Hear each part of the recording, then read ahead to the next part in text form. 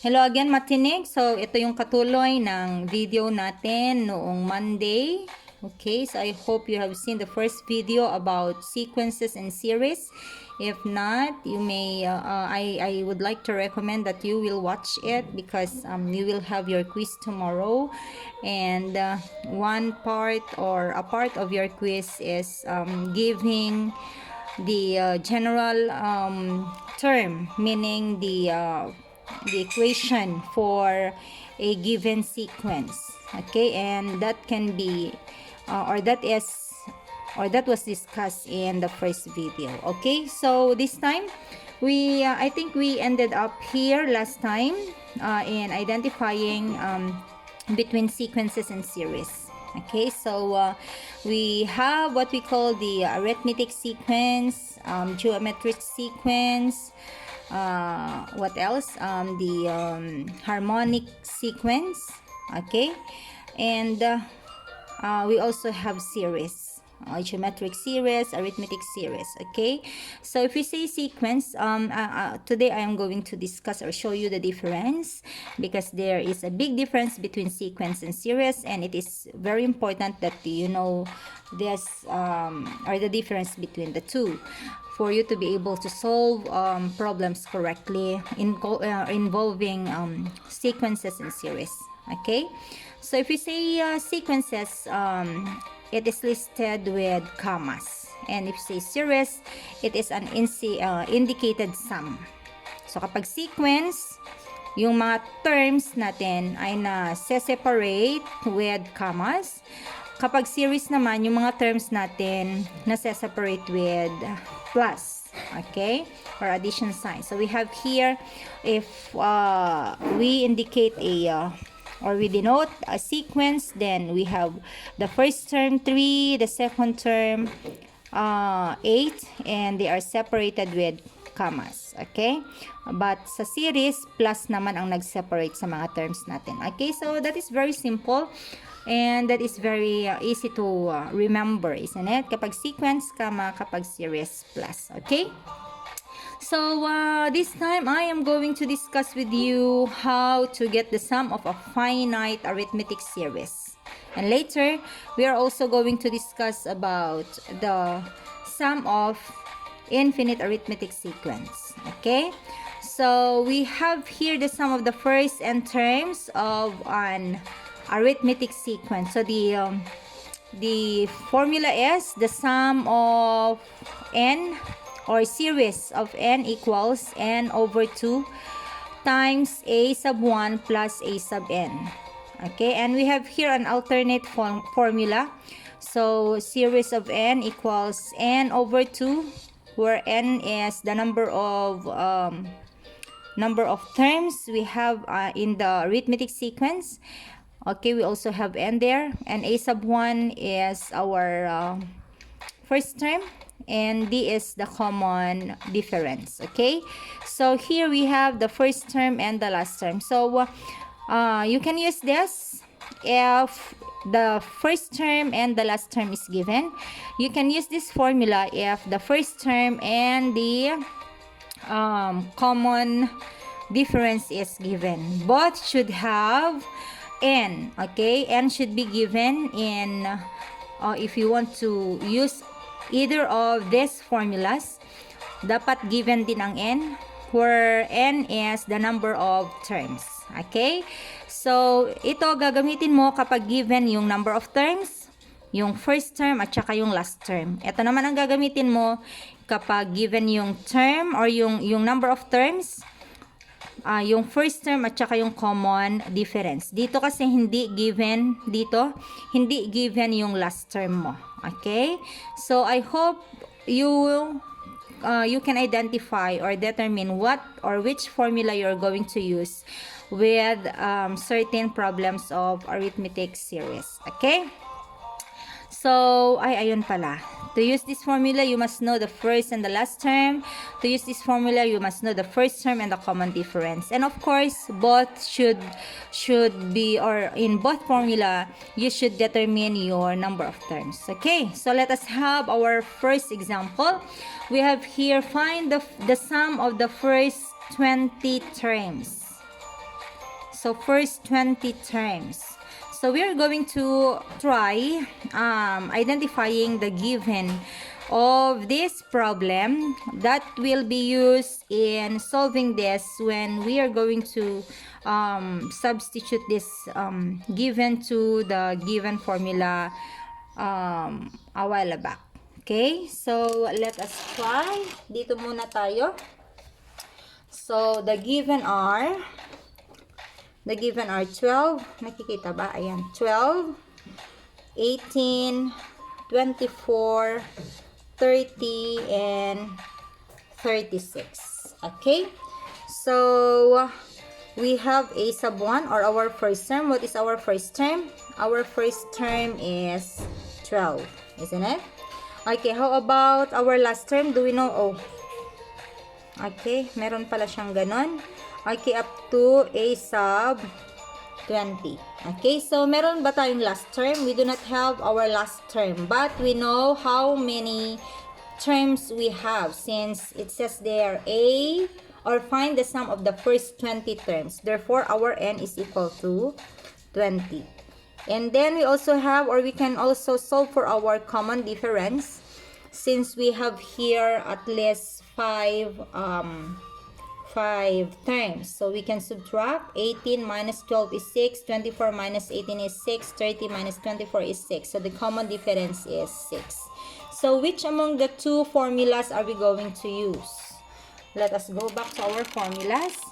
So in our given we have the first term, we have the number of terms, and we have the common difference. So which one are we going to use? The first or the second?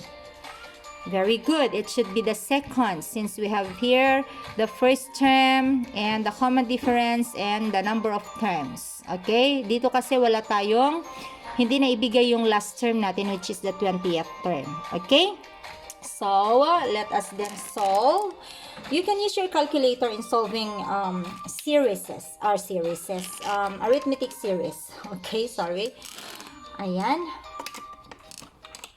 Dali lang. Bakit naging ganito naman ng ating cellphone holder? Okay. Ayan. Sana hindi kayo nahilo dun sa banda dun. Okay, so we have the series of the first 20 terms. So we have, sige, isulat muna natin yung ating formula para hindi kayo malito.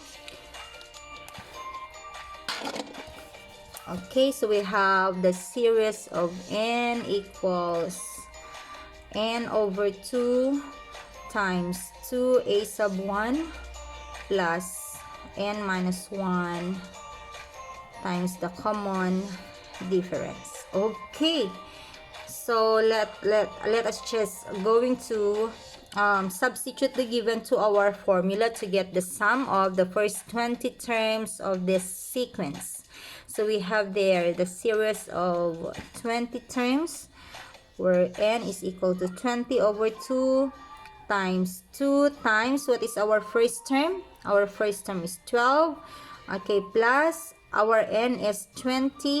There we have it. Minus 1 times our common difference is 6. Okay, so I also hope you are or you have already mastered your Gemdas Rule. Gemdas stands for groupings. Then we have exponent, then multiplication, division, addition, and subtraction. Hindi na PEMDAS ha, Gemdas na. Kasi hindi lang parenthesis. Dati kasi PEMDAS, kasi parenthesis, di ba? Pero hindi na kasi parenthesis lang ang ginagamit natin, kundi iba't iba pang grouping symbols. That is why PEMDAS became Gemdas. Bakit naging malabo ang ating camera? Okay, so the first thing that we are going to do or simplify are those which are inside the parentheses. Okay, this will become 19. Sige, ibang ano naman natin, ibang kulay ng ballpen ang gamitin natin para hindi tayo malito. Okay, let me use this. What color is this? It's color pink. Okay, so we have here, this will become 19, isn't it? 19. Okay, and this will become 24. Okay, and this will become 10. This will become 10. Okay, And so, we can now simplify. We have now 10 times 24 plus 19 times 6. 19 times 6 equals 114. Ayan. And then, pagplasin natin yan, 114 plus 24 equals 138. So, we have 10 times 138. And then, we are going to multiply that with 10. That will become 1,100 or 380. Okay, so tignan nga natin kung tama tayo dun sa ating slide. So, that is the way how you're going to solve for the sum of a sequence or the series, okay, of an arithmetic or an arithmetic series rather. Okay, so tignan natin. So, these are the given. Okay, tama yung ginamit natin na formula, and then we also substituted it very well.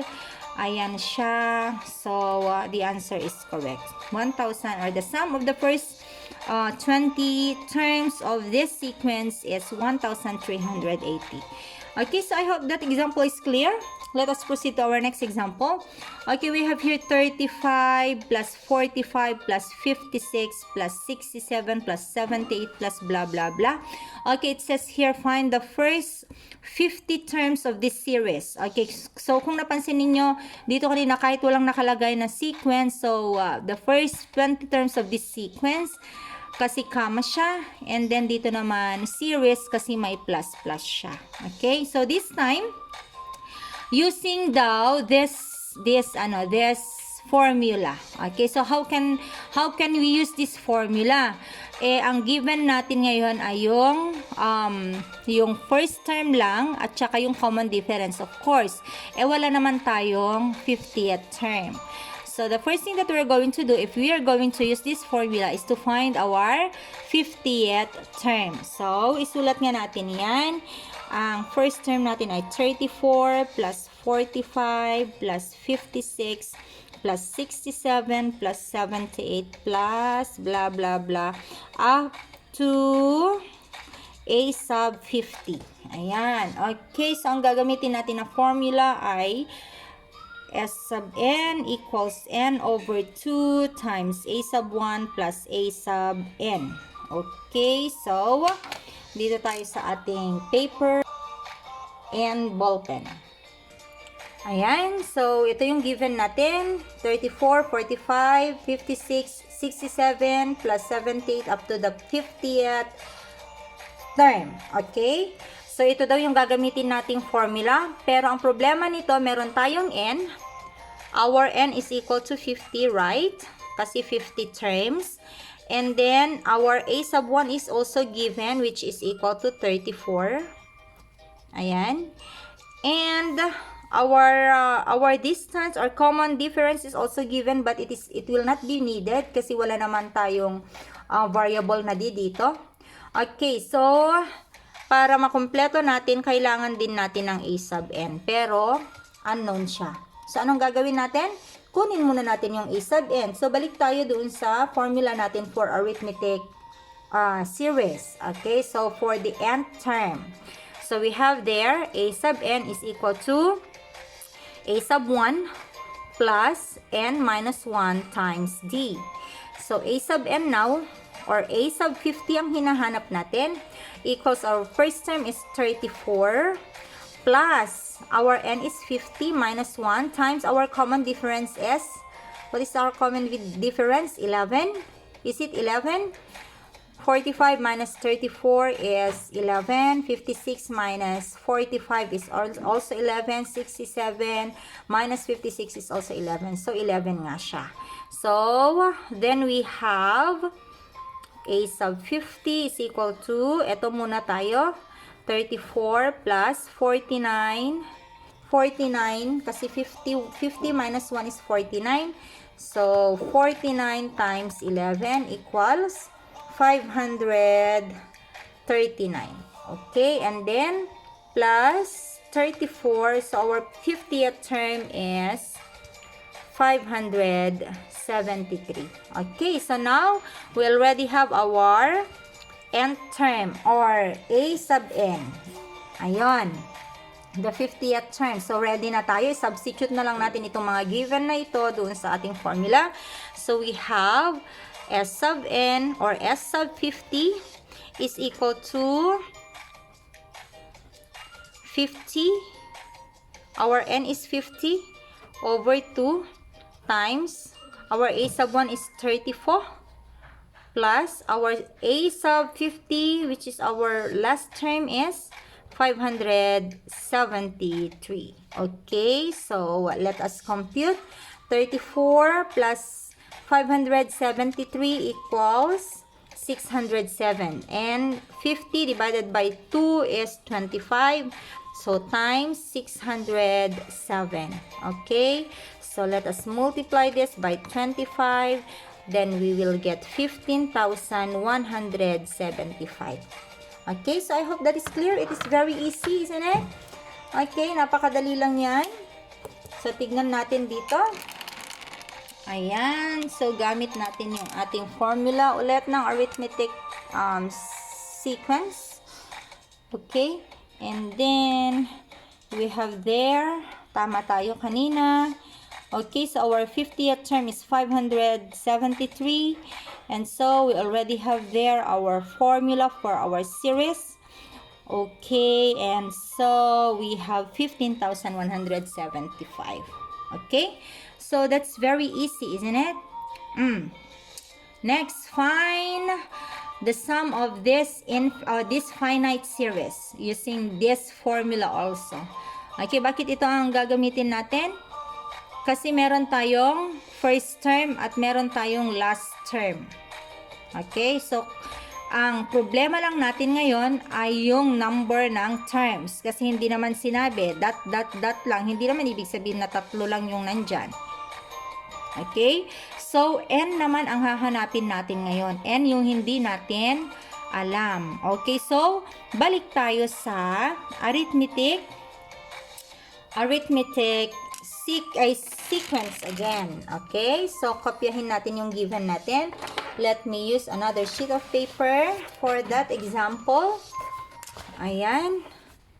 Okay, so we have our given 3 plus 8. So this is a series, plus 18 plus up to 38. Ang problema natin, or meron tayong a sub 1 which is 3. Meron tayong a sub n which is, yes, 38. Meron tayong common difference which is 8 minus 3 is 5. 13 minus 8 is 5. So it's really 5. Pero ang hindi natin alam ay yung n natin. Okay, so gagamitin natin yung formula natin for arithmetic sequence, which is a sub n is equal to a sub 1 plus n minus 1 times d. Ayan.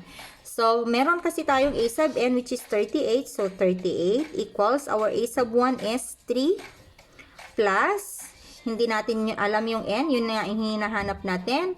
And then we have d is 5. Ayan. So, we can already transpose this to the other side. So, 38 minus 3, that is equal to, we are going to distribute this. So, we have 5n minus 5. Okay? So, I hope you were able to follow. So, we have 35 equals 5n minus 5. Then, we can transpose this to the other side. That will become 35 minus or plus 5 rather. So, we transpose, so the sign will be changed. So, 5n. And so, we have 40 equals 5n.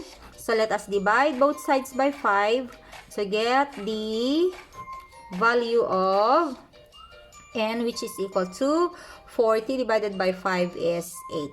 So, there we already have the value of 8. So, there are 8 terms on this series. Okay?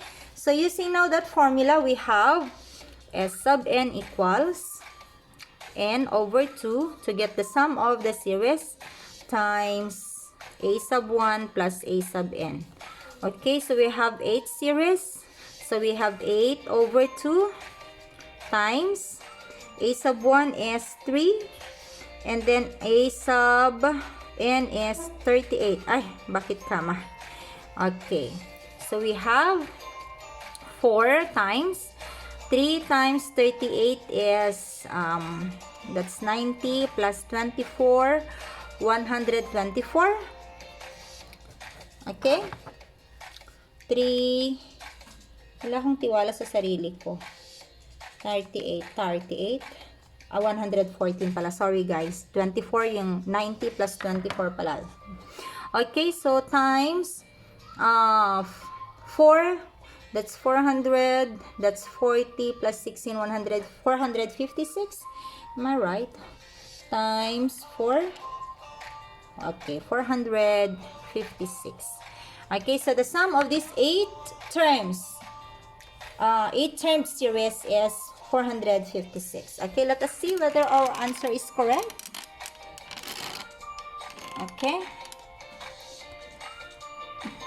Okay, so it says there we don't know how many terms are being added. So first find what term is 38 is. Okay, because that is the last term. Okay, and so we use that also. And then we substituted the given. And then we have there. Okay. Sige. So 8 is equal to, or n is equal to 8. So it's the 8th term. 38 is the 8th term. And then we substituted the given to our series formula. And so we got 100. Bakit 164 lang? Huh? 38 plus 3. Okay. Bakit ko kasi minultiply kanina? Ano ba iniisip mo, ma'am? Minultiply mo. Okay. Minultiply kasi natin. Ayan, oh. Minultiply ko yung, minultiply ko yung 3 at saka 38. Okay? Kaya naging 100. That should be 41. Sorry, guys. Okay. Ayan. Buti na lang, meron pa yung PowerPoint natin. Yan. Antok pa yata si ma'am. Okay, so 164. Okay, so nobody's perfect, and I am glad that I have seen my mistake, and I am ready to admit it. Okay, so let us have our next. Sabi dyan, formulas to memorize. So, do not forget, you must memorize this. So, write the formula at the beginning of each problem. Tulad ng ginagawa natin, sinusulat muna natin yung formula para sa ganun alam natin yung mga kakailanganin nating mga values ng mga variables natin. And then, you will have it memorized by the time you finish the homework. Ayan. So, kapag binigyan kayo ng kahit 4 na problems, dapat every time that you're going to start solving each problem, you're going to write the formula at the beginning of your solution. Okay? Para sa ganun ma-memorize niya. And so, we are done with arithmetic sequence and series. The next that we are going to discuss, next topic is geometric sequences and series. This is also an enjoyable topic. Okay? So, we have here the geometric equations. We have what we call the recursive and the closed or explicit equation. Kapag sinabi nating recursive, we need the previous term before you can get the next term. Okay? So, we're going to use this formula. Palakihin natin. Kailangan mo yung previous na term, hindi mo mako-compute agad-agad lahat ng terms. Hindi ka pwedeng dediretso sa, ayaw niyang lumaki guys. Hindi ka pwedeng dumiretso, halimbawa ang given ay first term, at ang hahanapin mo ay 10th term, hindi ka pwedeng dumiretso sa 10th term kapag recursive siya. Okay? Kasi kailangan mo munang makuha yung 9th term bago mo makuha yung 10th term. That is recursive. Pero dito naman sa explicit or the closed formula or equation, pwede mo na agad-agad makukuha yung nth term provided that you were given the first term and the ratio. So, doon sa ating arithmetic sequence and series, kailangan natin ng common difference. Okay? So, the common difference is the uniqueness of an arithmetic sequence. It is the identity of an arithmetic sequence. Kasi kapag wala siyang common difference, hindi siya arithmetic sequence. Dito naman sa geometric sequence, ang identity niya ay yung kanyang ratio.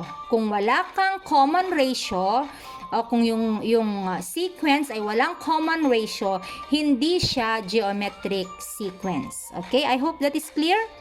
And I hope the difference between these two formulas are also clear. So, itong isa, kailangan mo yung previous na term bago mo makuha yung susunod na term. Ito naman, pwede kang mag-jump up from first term up to the 10th term. Mag-jump ka from first term to 10th term. Basta alam mo yung first term mo, yung ratio at saka yung ratio mo. Okay? So, let us go on. Determine if the following sequence is geometric. So, tulad ng sabi ko kanina, palakihin natin. Ayaw niyang mapalaki kanina. Okay, tulad ng sabi ko kanina, the identity of geometric sequence is its ratio. So, kapag may ratio siya, ibig sabihin geometric sequence or series siya. So, paano ma-identify yung ratio? Ano yung ratio? You can identify the ratio by dividing the second term or the current term by the previous term. Dividing the current term by the previous term. Okay, halimbawa ito yung current term natin, ito yung previous term natin. So, negative 2 divided by 1, we have negative 2. Isn't it? Now, 4 divided by negative 2 is also negative 2 because positive divided by negative is negative. 4 divided by 2 is negative. 2. So, we have negative 2. Then, we have negative 8 divided by 4. So, negative divided by positive is negative. 8 divided by 4 is 2. So, the common ratio is negative 2. Therefore, it is a geometric sequence. Okay? So, it is a geometric sequence since you can also check whether it is a geometric sequence by using your formula. Okay? Kapag lumabas yung next term using now yung first term mo, then that is a geometric sequence. Okay, so like this, we have a sub n is equal to a sub n minus 1 times negative 2. So we have our a sub n, which is our second term, for example. Hindi na niya nilagay. Okay, sige, explain natin yan sa papel. Okay. So, nakalagay doon ay 1, negative 2, 4, and negative 8. So, how are you going to use the formulas to identify whether it is a geometric sequence? So, we have a sub n equals, yung recursive kanina, tignan natin. We can use this because nakikita na natin yung pagkakasunod-sunod, di ba? Nung ating yung ating mga terms. A sub n minus 1 times the common ratio is negative 2. Okay? So, we have, for example, find this term. We have, this term. So, we have, this is the fourth term, isn't it? So, that n is equal to 4 and a sub n is equal to negative 8 and our a sub 1 is equal to 1. Okay, so kapag pareho yung ating mga terms sa magkabilaan ng equal sign or equal symbol, then this is a geometric sequence. Okay, so we have our a sub n is negative 8. Okay, and then a sub n minus 1, our n is 4 minus 1 times our ratio is negative 2.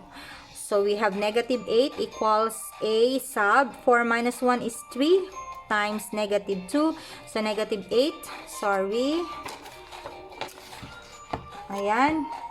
Negative 8 is equal to, ito kanina pinag-minus natin yung 4 minus 1 kasi ang n natin, ayun n ay 4 minus 1 because that is the fourth term. And so, our a sub 3, ito yung sinasabi ko kanina na hindi mo siya madedetermine kasi kailangan mo nung previous, okay? So, a sub 3 natin is, or our third term is 4 times negative 2. So, we have negative 8 equals 4 times negative 2 is negative 8. Therefore, it is an arithmetic sequence. Geometric sequence. Okay, what about the other formula? The other formula is a sub n equals our a sub 1 multiplied by our common ratio raised to n minus 1. Okay, so we have, halimbawa, ito naman ang kukunin natin. Ayan, yung third term natin. So, we have a sub 3 equals, our a sub 1 is 1 times, our common difference is negative 2 raised to, our n is 3 minus 1 equals 1 times negative 2 raised to the second power, so equals 1 times negative 2 times negative 2 is 4. 1 times 4 is 4. Okay, so there we have it, people. Our geometric sequence. Okay, so next, how about this? 1, 2, 3, and 4. Okay, so the shortcut of identifying or determining whether a sequence is a geometric sequence is by dividing. Sabi ko kanina, i-divide mo ito at saka yun. So, 2 divided by 1 is 2, isn't it? But 3 divided by 2 is not 2. It's equal to 1 and 1 half. And 4 divided by 3 is not 1 and 1 half, and it's not 2. It is 1 and 1 third. Okay, therefore, it is not a series since the ratios keep changing. Okay, so hindi siya ratio. Okay? Next, determine if each of the following sequence is geometric, and if it is, write both types of formulas. Ayan. So, ang sinasabi niya, isusulat daw natin, or let us determine kapag ito ay geometric, at kapag geometric siya, isusulat daw natin yung formulas nila. Or, katulad doon sa ating arithmetic sequence, isusulat natin yung general term or the nth term. Okay, so let us start with this. So 7, then we have 0.7, then we have 0.07, then we have 0.007. Tignan natin siya. So i-divide natin 0.7, 0.7 divided by 7 is 0.1. Okay, and then 0.07 divided by 0.7 is 0.1. Then we have 0.007 divided by 0.07 is also 0.1. Therefore, it is a geometric sequence. Okay, but then how are we going to write its nth term? Okay, so isa-solve din natin yan using paper and ball pen. Okay, tignan natin yung given natin. 7, 0.7, and then 0.07, and then we have 0.007. Okay, therefore, we have already solved earlier that our ratio is equal to 0.1. Isn't it? And our n is unknown. Okay, and then we also have our a sub 1 is equal to 7. Okay, so how are we going to use this? We have that kapag naman nagsusulat tayo ng general term, just like in arithmetic sequence, n talaga yung hindi natin alam, di ba? Okay, so we have our geometry or our formula earlier. Yung first na formula natin ay S sa S. A sub n is equal to A sub n minus 1 times our ratio. Isn't it? Okay, so we are going to use this phrase. Ayan, so ito muna ang una nating gagamitin. So, i-substitute lang natin. So, A sub n equals, our first term ay hindi naman needed. So, a sub n, that will remain as a sub n minus 1 times yung common ratio natin na 0.1. Ayan. So, ito na yung ating general equation, or ito na yung ating formula for this series. Okay? So, kapag kukunin natin kapag gamit natin ito at kukunin natin yung ika 20th na term, hindi siya pwede kasi kailangan natin ng 19th term. Kasi 20 minus 1 is a sub 19. Okay? So, this is recursive. Pero yung isa, pwede na natin kunin agad-agad. So, we have here a sub 1 equals, a sub n rather, equals a sub 1 times our ratio raised to n minus 1. Ayan. So, we have here a sub n equals our first term is 7, isn't it? Okay, 7. 7. Ayun, 7. Okay, 7. Times our ratio is 0.1 raised to the n minus 1. Okay, so lalagyan natin ito ng ganon kasi baka mapagkamalan yung i-multiply yung 7 times 0.1. Cannot be. Hindi niya siya pwedeng i-multiply. So, isulat nga natin ng mas maayos yan. Equals 7 times 0.1 raised to the n minus 1. Hindi nyo pwedeng pag-multiplyin yan kasi merong exponent yung 0.1. Okay? So, mas mauna yung sa PEMDAS, mas mauna yung exponent kaysa sa multiplication. Okay? So, dito sa problem na ito, halimbawa, we are going to look for the 20th term. Ayan. So, a sub 20, tulad ng sabi ko kanina, we cannot use this recursive formula kasi kailangan natin ng 19th term and we do not know what the 19th term is yet. Okay? So, ito ang gagamitin natin. Okay? So, a sub n equals, or a sub 20 equals 7. Ayan na siya. Ayan na siya. Bakit kasi medyo, ano na naman itong ating paliitin natin. Oops, masyado naman siyang maliit. Okay. At masyado siyang malabo. Come on. Kasi nagugunggun siya, ma'am.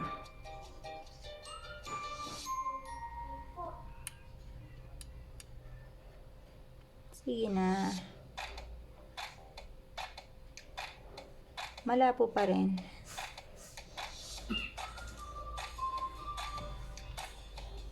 Bakit sabi exposure is locked?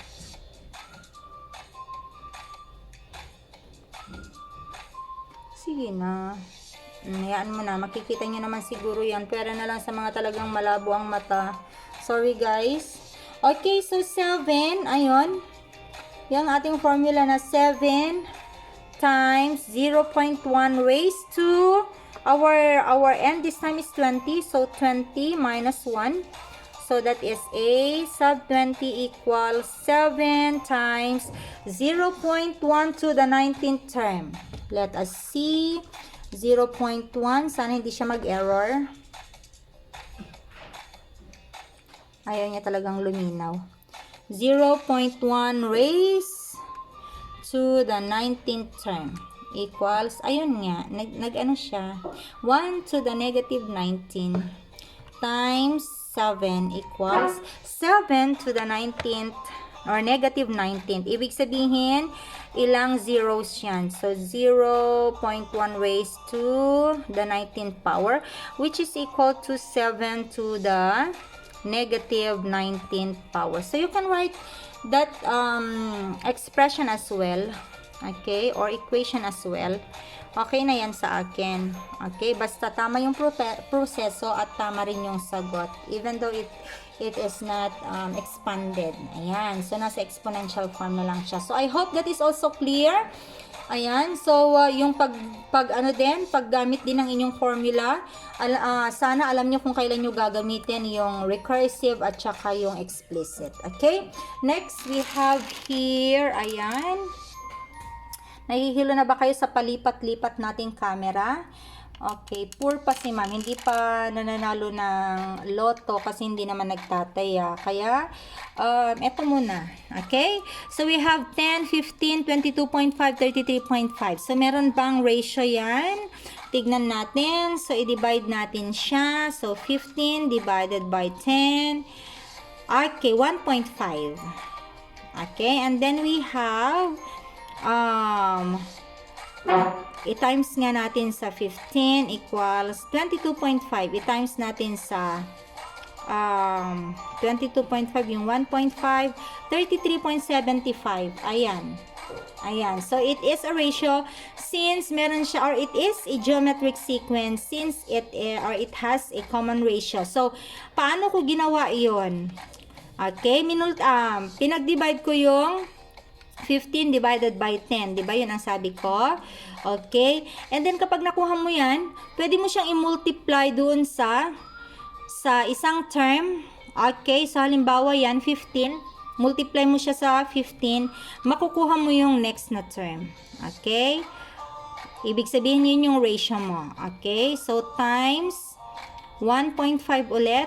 Kasi ang second ang next natin ay 22.5 times our ratio is 1.5, 33.75. Therefore, it is a ratio. Pero kung gusto mo naman talagang i-divide, okay, so 33.75 divided by 22.5, ayan, 1.5. Makulit ka lang talaga kapag ganun.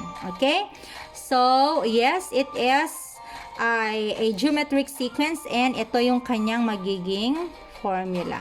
Okay, madali lang. First term times yung ratio raised to n minus 1. Mas madali siya kaysa sa arithmetic sequence. Ano? Sa arithmetic sequence kasi mag-distributive ka pa. Diba? Okay. Pero ito, wala siyang common ratio. Kasi, kung titignan natin, 1/4 divided by 1/2 is 1/2. Okay? And then, kapag minultiply natin yung 1/2 times 1/4, hindi mo makukuha yung 1/6. Ang makukuha mo ay 1/8. Ayan. So, sumingit kasi si 1/6 doon. Dapat 1/8 yung sumunod. Okay. Therefore, it is not a geometric sequence since there is no common ratio. Okay? So, ito naman yung formula for finite geometric series. Ayan. So, S sub n equals A sub 1. Our first term equals R minus R, or 1 minus R, our ratio raised to n, the number of terms, over 1 minus R, our ratio. Okay, so this is used for finite geometric sequence where n is the number of terms, A is the first term. Sana nakikita. Okay, first term is the sequence, and then R is the common ratio between consecutive terms. So, our next problem says, evaluate the following series for the given number of terms. Ibig sabihin, kapag sinabing evaluate the series, meaning, we're going to get the sum of the terms. Sabi niya, S sub 8. Ibig sabihin, hanggang 8 terms. Okay? Balikan natin yung formula. S sub n is equal to A sub 1 times 1 minus R raised to n over 1 minus R. Okay, so ibig sabihin, kapag kukuha ka ng series, dapat alam mo ang number of terms mo, alam mo yung first term mo, at alam mo yung common ratio mo. Okay, lahat ba yan given dito? Tignan natin. So, ang n mo ay S sub 8 daw, kaya ang n mo ay 8. Okay, sulat ko dito. Ay, bakit n din yung sinulat ko dito? Okay, and then, ang A sub 1 mo, or yung first term mo ay 1. So, sulat din natin dito. At ang common ratio natin, 2 divided by 1 is 2. 4 divided by 2 is also 2. So, ang common ratio natin ay 2. Ayan. So, naisulat ko na siya sa papel. I-solve natin siya. So, ito yung ating formula. So, i-substitute lang natin. So, S sub 8 equals, our first term is 1. So, we are going to write 1 times 1 is constant, so 1 minus our ratio is 2, so 2 raised to n, our n is 8 over 1 minus 2. Okay, so we have here now 1 times, we cannot yet subtract since we still have an exponent there, So 1 minus 2 to the 8 power is, I guess, 32. Is it 32 or 40? 64. Let's see. 2 times 2 is 4. Times 2 is 8. Times 2 is 16. Oh, times 2 is 32. Times 2 is 64. Times 2 is 128. Times 2 is 256. Okay, 256. Wala na naman akong tiwala sa sarili ko. 2 raised to 8. Ayan, 256 nga siya. Okay, and so we're going to divide this by 1 minus 2 is negative 1. Okay, so we can now eliminate this or cancel this. Since 1 or a number that is multiplied by 1 is the number itself. Ito na lang, 1 minus 56 is 200, or 256 rather, is 200 or negative 255, isn't it? Then divide by negative 1. So we have the series of 8 is equal to negative divided by negative is positive 255. Okay, so the sum of this geometric series rather is 255. Let us see. Baka mali na naman ako. Okay. Kuya? Kuya? Wala si kuya? Water please. Ayan siya. So, 255. Tama tayo. Okay? Next, we have here with the summation symbol. Ayan. Kung gagamitin daw natin yung summation symbol, this is the summation symbol. Okay? So, ito ay big letter sigma. Thank you very much.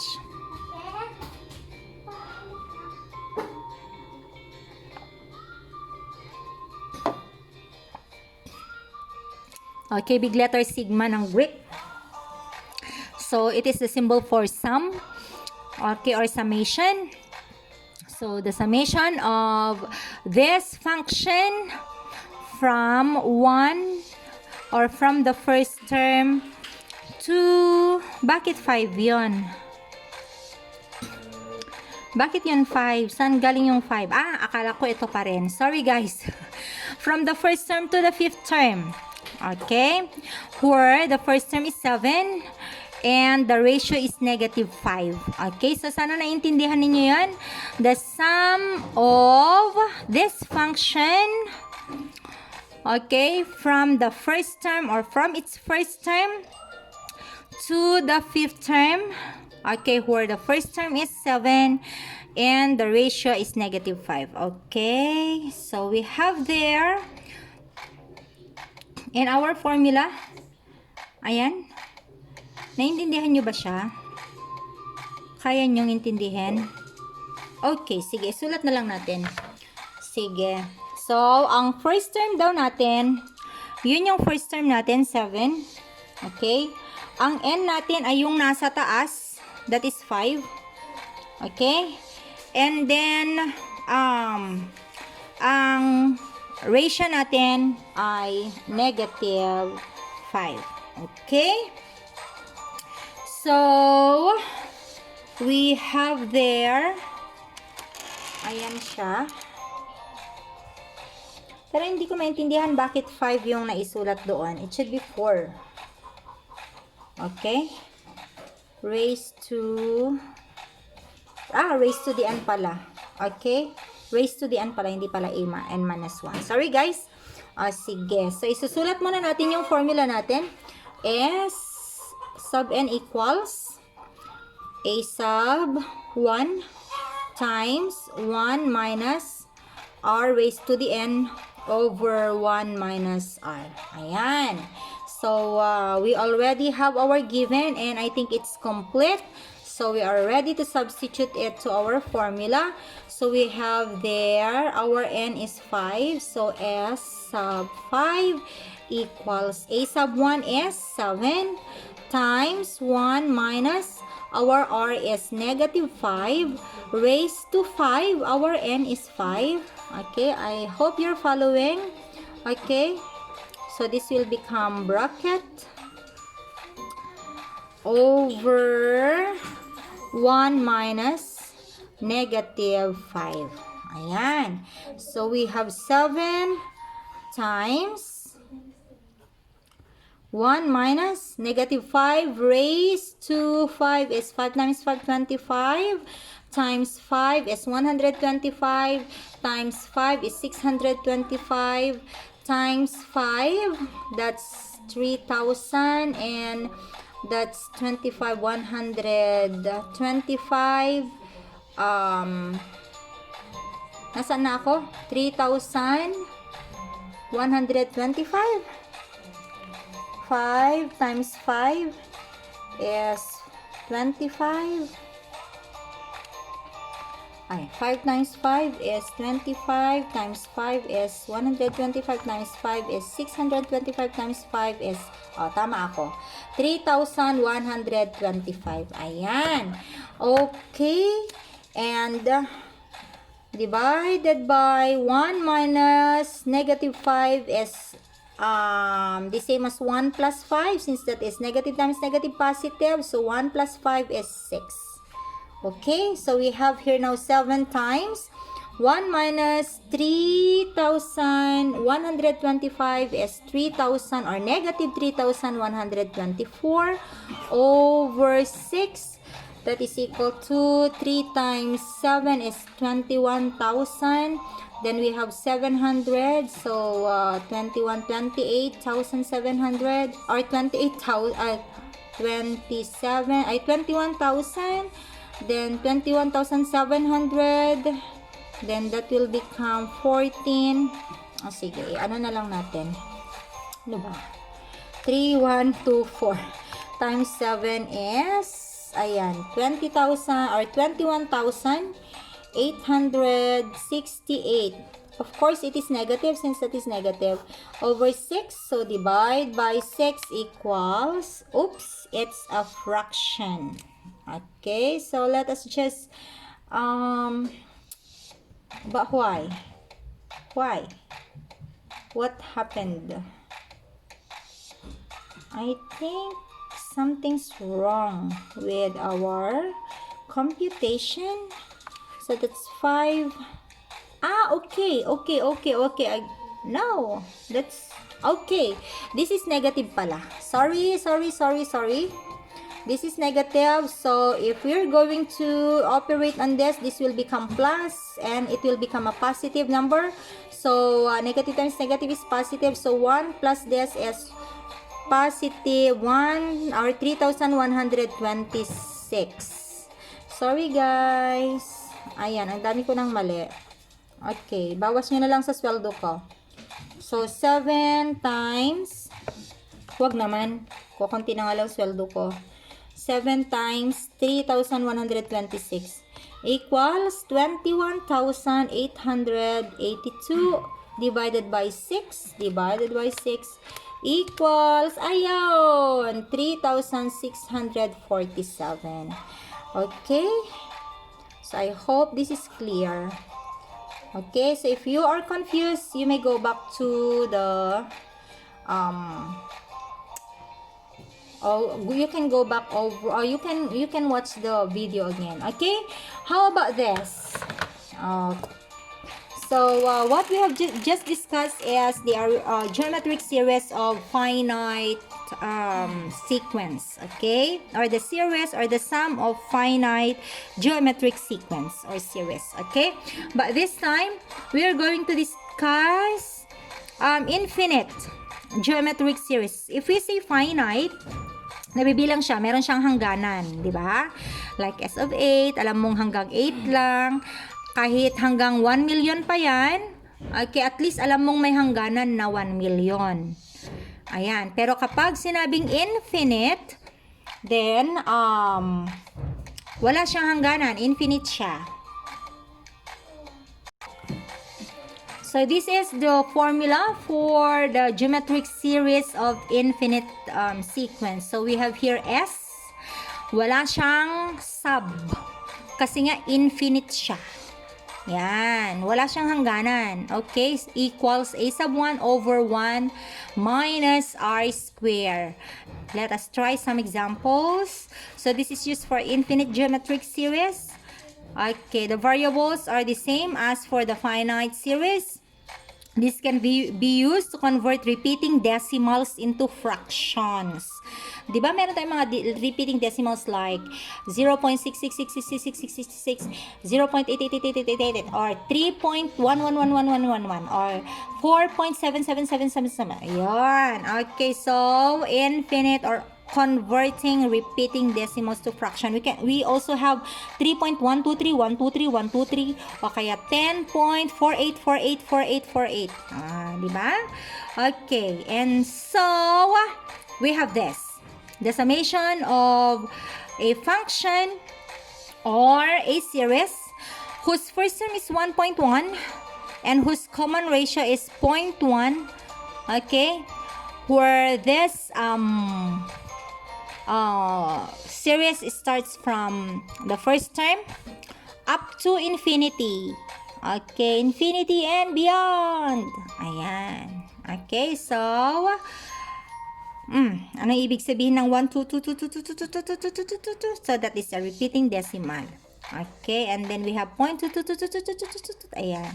Okay, bakit napunta siya doon? Lipat nga natin siya. Okay, lipat natin siya, guys. Sorry, hindi ko siya nakita. Ay, siya na ang nilipat. Okay. Okay.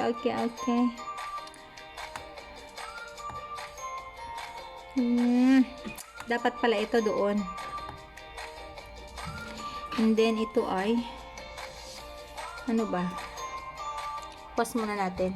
Ayusin ko lang. Ayan. Okay, so naayos ko na. Sandali, i-play natin yung ating, okay.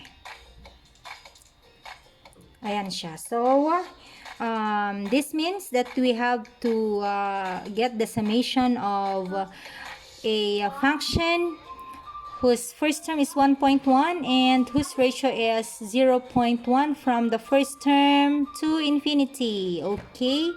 So, if you're going to operate on this using now the finite geometric sequence formula, you will arrive to 1.222222. Okay, and here we have a repeating decimal which is 22222, and it drives us crazy because it's infinite. Okay, or it's finite rather, or infinite rather. Okay, so nalito na ako, infinite, so wala siyang katapusan.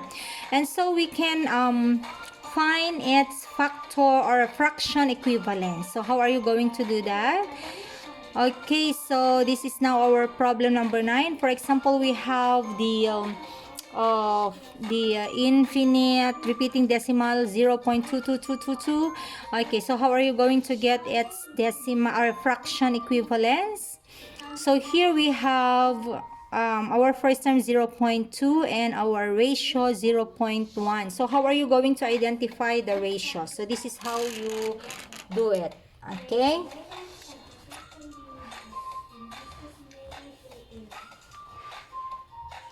Nag-pray ka, Maya? Or binasa mo lang yung prayer niya? Okay, so our first term is 0.2. Since that is our first term, because our decimal is 0.22222. Okay? So if you're going to get the series of this, it will be equal to 0.2 plus 0.02, isn't it? Plus 0.002 plus 0.0002, and the list goes on. Ayan. So we have here our first term, our second term. So how are you going to get the ratio? By dividing the second term with your first term. Okay, so if you're going to divide that, okay, 0.02 divided by 0.2 is equal to 0.1. Ayan. Okay. So, our ratio is equal to 0.1. So, now we are ready to substitute this in our formula. So, S is equal to A sub 1 over 1 minus R. Ayan. So, we have our a sub 1, 0.2 over 1 minus 0.1. So, we have here 0.2 divided by 0.9. Okay? So, if you're going to operate on decimals and we have fractions, we can always multiply this by 10, okay, by a power of 10, whose number of 0 is equal to the number of decimals we're dealing with. So, since we have here 0.2, so we only need 1 0. Okay, so if you're going to multiply, or you can simply move decimal point until such that all your decimal numbers will become a whole number. But the number that, or the number of movement in your numerator should be the same as the number of your movement in your denominator. Okay, so we have here, if you're going to move these ones so that it will become a whole number, so that will become 2, and since we move this once, we also have to move this also once, so we have there 2 over 9. So the equivalence fraction of 0.0 or 0.22222 is 2 over 9. So if you're going to input that, so 2 divided by 9, okay, you have there 0.22222. Okay, so let us have our next example. In our next example, we have 0.428571. Okay, and then again we have 428571, and again we have 42851, or these numbers are being repeated. Ayan. So, the first 6 digits are being repeated. Ayan. So, meaning our a sub 1 is equal to 0.428571. Tama ba? 8571. Okay. And then, in order for us to identify our ratio, we're going to expand this or to make this as a series. Oh, sorry. Sabi niya low bat. Okay, let me just charge